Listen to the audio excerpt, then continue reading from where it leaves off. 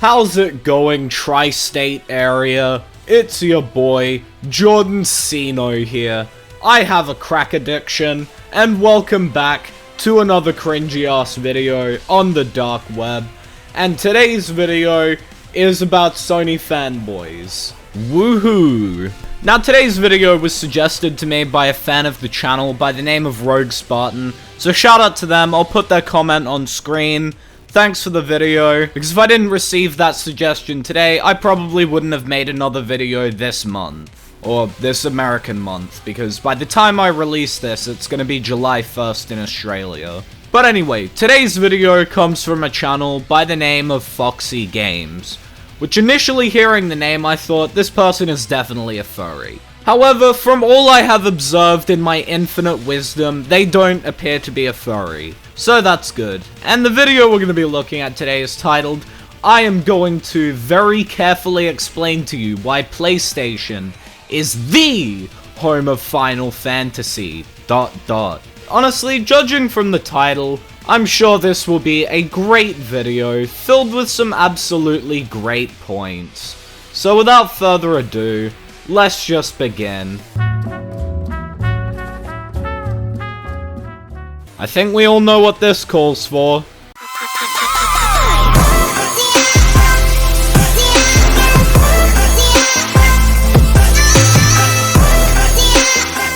You know, it's never my intention to upset people, but unfortunately the truth is often upsetting, and that is out of my control. But whatever you do, try and take what is being said here in this video with an open mind, free of denial. Honestly, it's pretty funny that every single time a Sony fanboy says this sentence, you just know, going forward, that you're about to witness an utterly dog shit take. Because, you know, in typical Sony fanboy fashion, there will be absolutely no facts present, except for either really dodgy sources, or actually credible sources that they misrepresent. With that said, I'm assuming since you clicked on this video, you've seen the video's title, why PlayStation, specifically PS5, is the home of Final Fantasy. And there's nothing controversial about it. You know, I find it funny that he says specifically the PlayStation 5 is the home of Final Fantasy games, when the Pixel remasters, which are on PC and mobile, aren't on PS5. You know, you'd think if it was the home of Final Fantasy, they would also be on PS5, but apparently not. Unless you're in the camp that firmly believes Square Enix should devote extra production cost and development time so that platforms where its games typically sell horribly, example, the Xbox platform. I don't like where this is going. Now, having spent more man-hours than I care to mention researching this entitled gamer phenomena. My god, of course this motherfucker spent hours researching for this video, only to still get it wrong, which is pretty funny, but it's also quite sad that he spent actual hours on this. I've come up with a few theories that are shrouded in facts. Now, the discourse surrounding why Square Enix decided the Xbox platform isn't worth investing in. Alright guys, from 10 seconds of research, I have come up with a theory for as to why Square Enix doesn't publish their games on Xbox. Money. Now, I believe Square Enix got its fingers burnt with Xbox back in 2015. You know, I wonder if this guy realizes that Final Fantasy isn't the only game series that Square Enix makes, and that they still publish games on Xbox. Tomb Raider, specifically Rise of the Tomb Raider, a one-year timed Xbox One exclusive, which sold terribly on the platform. It actually took a PC port, which came 3 months later, to semi-save it, and then it sold significantly better on the PS4 when it eventually released a year later. Now, with a global brand name like Tomb Raider, Lara Croft, a third-person action-adventure game that was meant to rival Sony's Uncharted series, fails on Xbox, then is it any wonder Square Enix do not wish to take the risk of putting big-budget JRPGs on that platform? Yes, let's also completely ignore the fact that Microsoft paid them to have their game as a timed exclusive on their platform, in the hopes that more people would buy an Xbox One. But like, seriously, of course it didn't sell well on the Xbox One. The Xbox One itself didn't sell well. Like, Microsoft literally paid them the money that they would lose to make it a timed exclusive. Some may argue, some may argue. Well, Sony negotiated the exclusivity contracts years ago. To that I say, so what? Microsoft has infinitely more money than Sony and could have outbid PlayStation easily. I'm sorry, what? Does this prick know how contracts work? You do realize that once they've signed the contract, Microsoft can't do anything. Like, if they've already signed exclusivity rights to Sony, then it doesn't matter how much money Microsoft has or are willing to throw at them, because the contract has already been signed, and I doubt Sony will be okay with Square Enix violating the terms of their contract.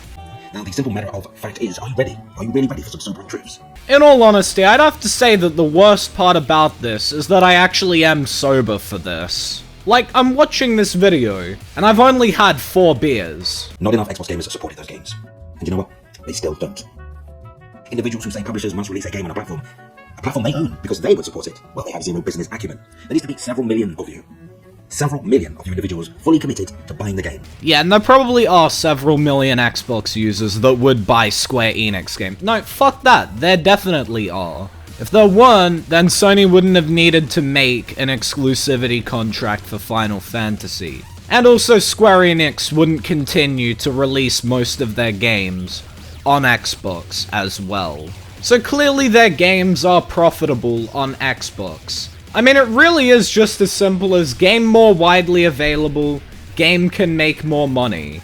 Like, it genuinely baffles me that some of these people who claim to know a lot about business don't know this. It's basic shit. Now, the smallest games can cost upward of several $1 million to make. We're talking indie games and AA games. Now, the bigger budget titles, those AAAs, can rise beyond $100 million. The game business is a money business, not a charity business. What, really? A company wants to make money? You've blown my mind, man.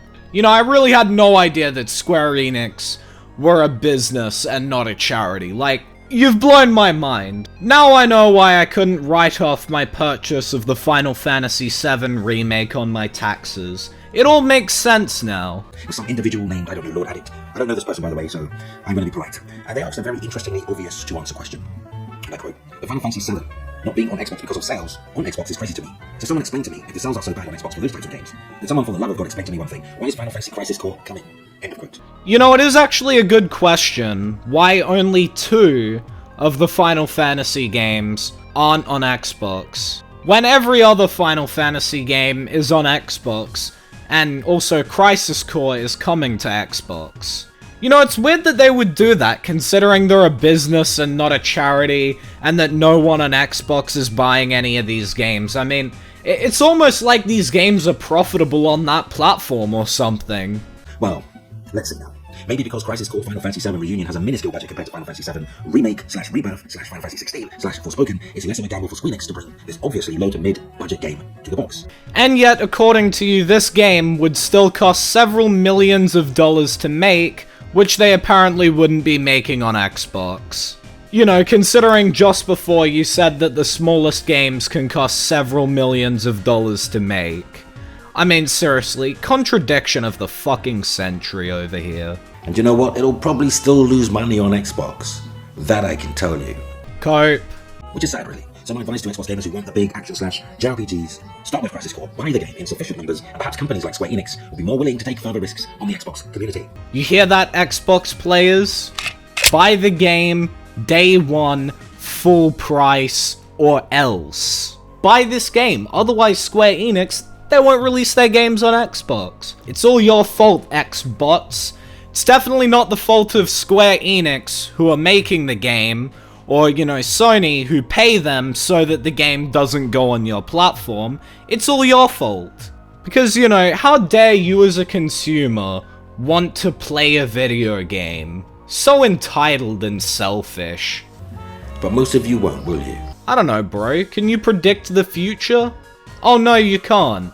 You're not Daddy Sino. Because you're so used to the entitlement of Game Pass, it's become difficult for you to buy anything. I mean, bruv, they bought Game Pass. Like, you do realize that just because someone has Game Pass, it doesn't mean that they don't buy games. Oh, but no, if you buy Game Pass, you're entitled.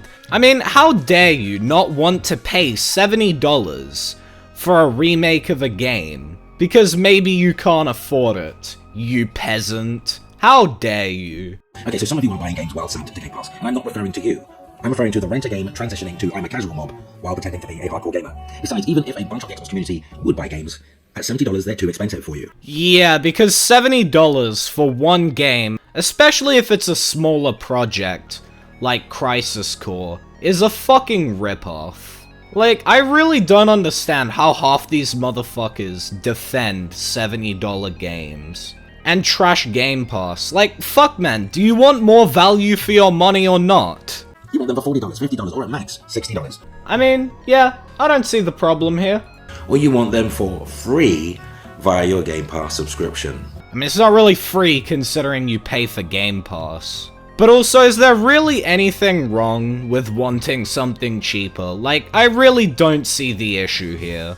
You are not truly gamers, but you are truly self-entitled to think, and everything you want to play needs to go onto Game Pass, and many of you do. Yeah, that's right, all you Game Pass cucks. If you want games to be on Game Pass because maybe, you know, you can't afford to buy them full price, you are self-entitled.